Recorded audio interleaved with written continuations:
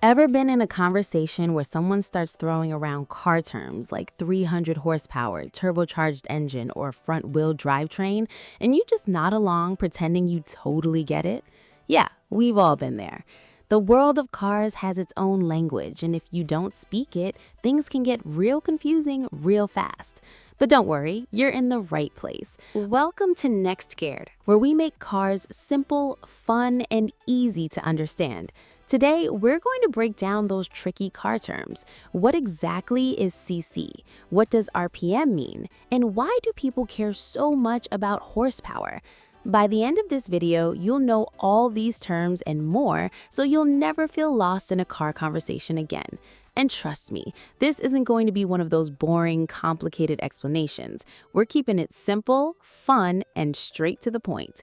Even if you've never popped open a car hood in your life, you'll still get it. So buckle up, get comfortable, and let's hit the road. All right, before we dive into the technical stuff, let's talk about something a bit more visible.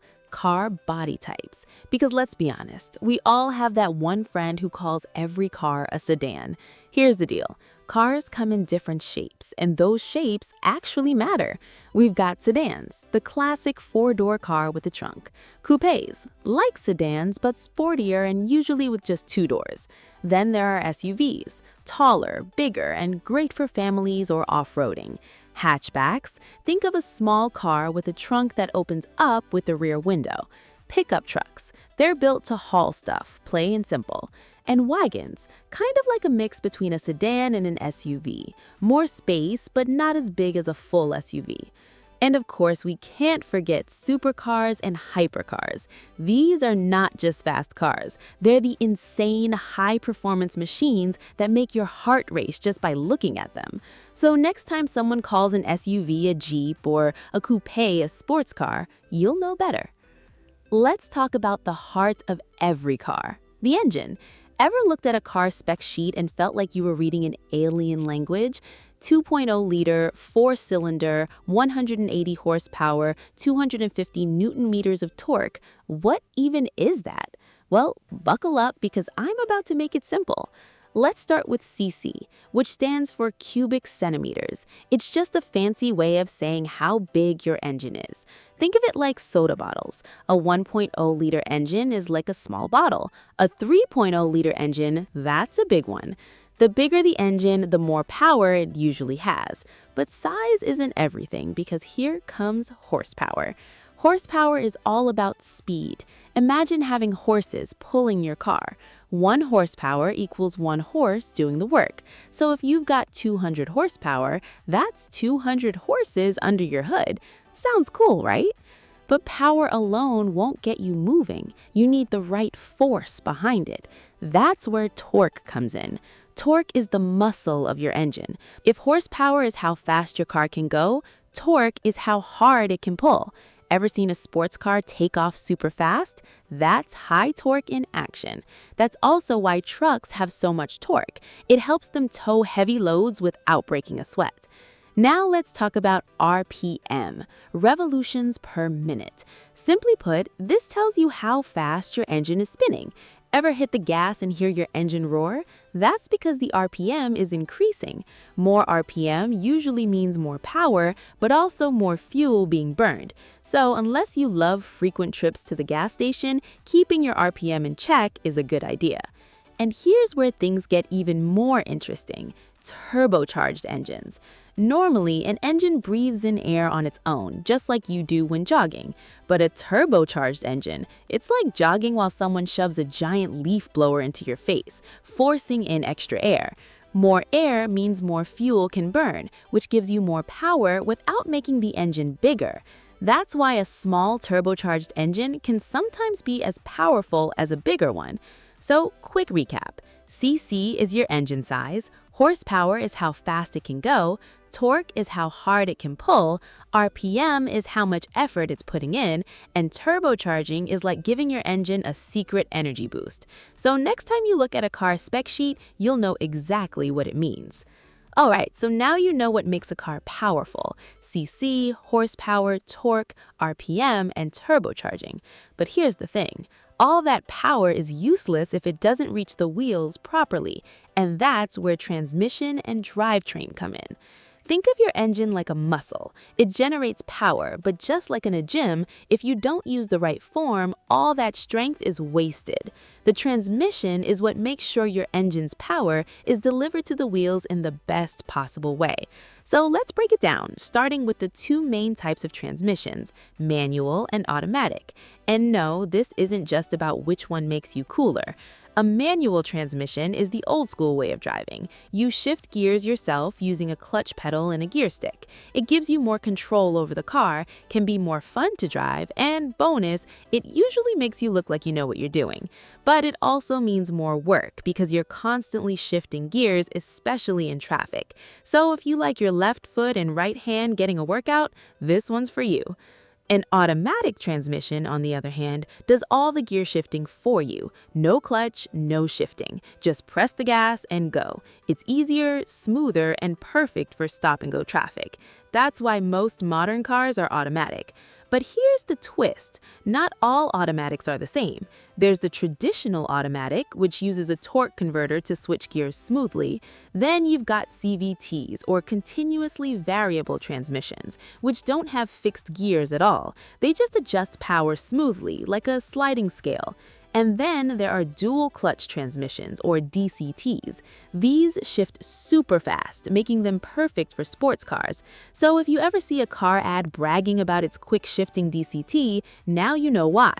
Alright, so the transmission decides how power is sent, but where that power goes, that's all about the drivetrain. And if you've ever heard terms like RWD, FWD, AWD, or 4WD and just nodded like you understood, don't worry, I've got you. Most everyday cars are FWD, or front-wheel drive. This means the engine sends power only to the front wheels. It's cheaper to make, more fuel efficient, and works well in normal driving conditions. But if you've ever floored it in a front-wheel drive car and felt the steering wheel go wild, yeah, that's torque steer.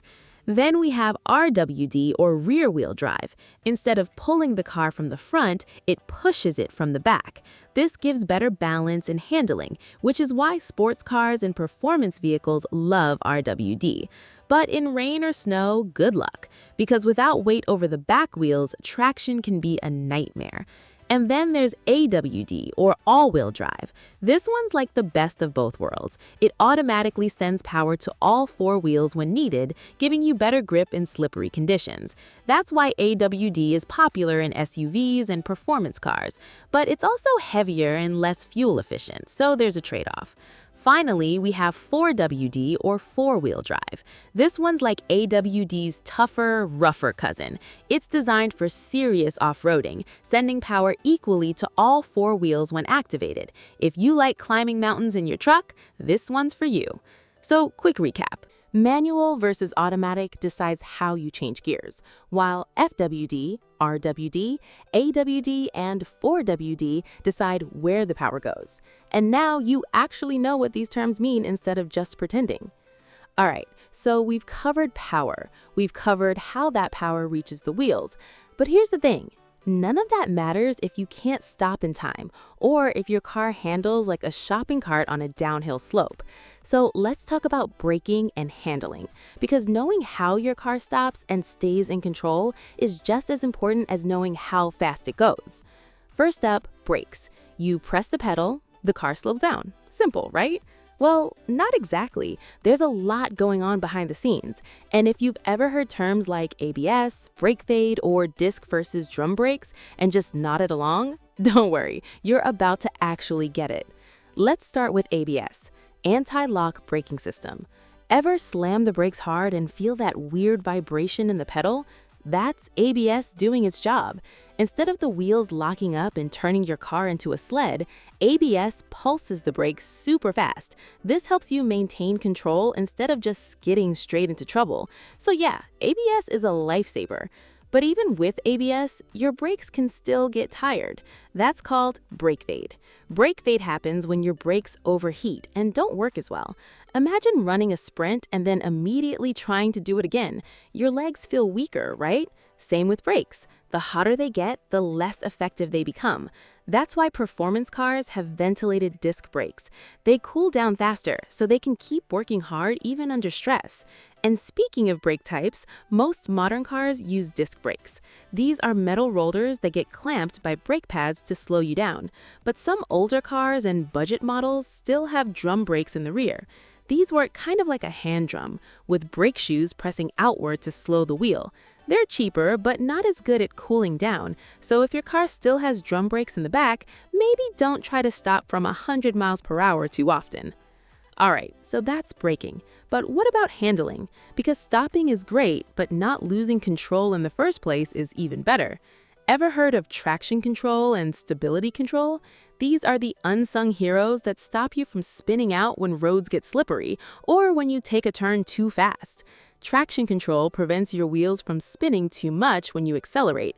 So if you've ever floored it on wet pavement and felt the car hesitate, that's traction control stopping your wheels from just spinning in place. And then there's stability control. Think of it as your car's guardian angel. If the car starts to slide, it automatically applies brakes to individual wheels to help you keep on track. This is especially useful in emergencies when you don't have time to react. In fact, in the US, stability control has been required in all new cars since 2012. So if you drive a newer car, you've already got this hidden safety net watching over you.